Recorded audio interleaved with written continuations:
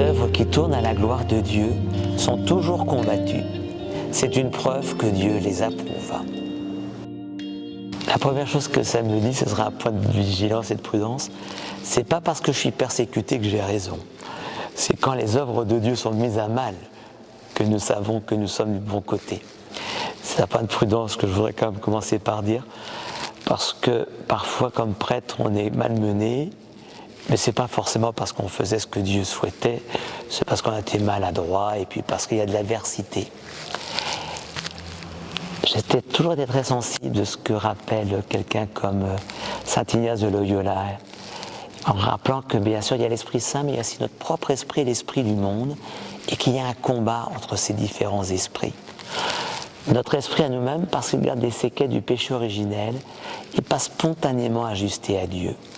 Et il y a des demandes que Dieu fait, il y a des œuvres à faire pour Dieu qui viennent un peu nous agacer, nous titiller, nous perturber dans un petit confort, dans ce qu'on aurait aimé nous faire.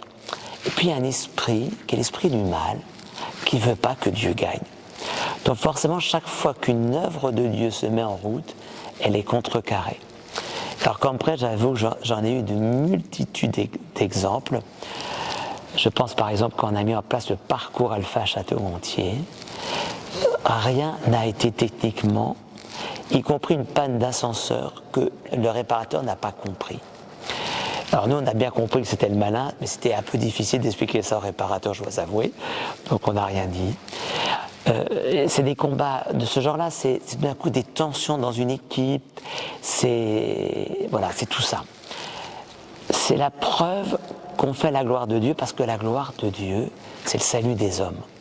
Et chaque fois qu'on travaille authentiquement au salut des hommes, forcément le malin, qui va perdre l'emprise qu'il a sur des personnes, va se déchaîner.